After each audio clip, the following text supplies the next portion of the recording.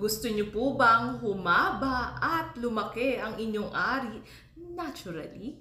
May paraan. So if you do like my content, mga madami sir, just don't forget to please like, share, and subscribe sa aking YouTube channel po, Facebook page, and TikTok. So maraming salamat po. God bless! So pag sinabi mong lumaki at humaba naturally ang ari ng isang lalaki, ano bang ibig sabihin nito? Definitely, blood flow po ang may kinalaman dito. Maraming dugo ang dumadaloy papunta sa kanyang ari. So ibig sabihin, paano nga po ba dadami ang pagdaloy ng dugo sa ari ng isang lalaki para lumaki at humaba?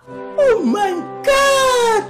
Number 1, do the aerobic exercise. Tinatawag din po itong cardiovascular exercise or cardio exercise. Nakakatulong po ito mag-increase ang blood flow papunta sa inyong ari para mag-improve po din ang inyong blood pressure at circulation. Mga halimbawa ng cardiovascular exercise, pag-swimming, pag-hiking, pagtatakbo, pagsasayaw, and even po yung pagbibisikleta. Next, kailangan po natin palakasin ang ating pelvic floor muscles. Ito po kasi nagsusuporta sa ating pantog and even sa ating bowel para po ito mag-increase ang blood flow papunta sa ating ari.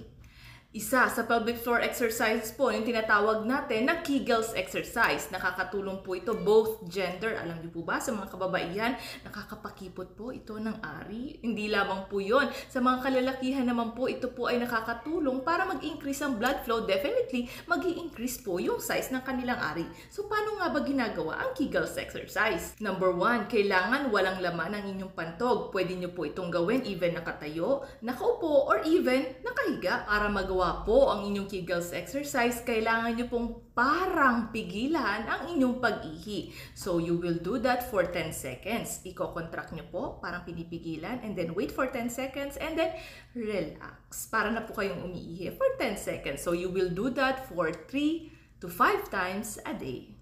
Next, kailangan nyo rin pong kumain ng mga masusustansyang pagkain, whole grains, fruits, vegetables, and even po yung mga lean meats. Iwasan pong mabuti yung mataas po yung saturated fats and yung mga maaalat. Nakakatulong po ito para mag-improve ang inyong erectile function, pagtigas ng inyong ari, at mag-increase ang blood flow papunta sa inyong ari. Next, manage your stress. At kung ang stress ninyo ang inyong partner, huwag niyo iwanan, i-manage niyo lang. Next, kailangan po nating tumigil sa paninigarilyo.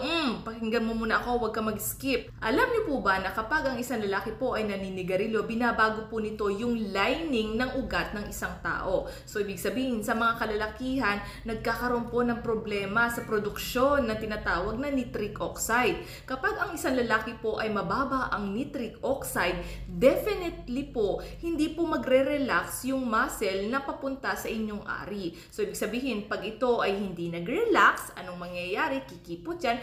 Less po yung dadaloy o papasok na dugo papunta sa inyong ari. So, definitely, decrease po ang pagtigas ng ari ng isang lalaki. Next, pwede rin po kayong mag-take ng mga ilang supplements katulad ng mga herbal or dietary supplements katulad ng ashwagandha na nakakatulong po ito mag-increase ang blood flow papunta sa inyong ari.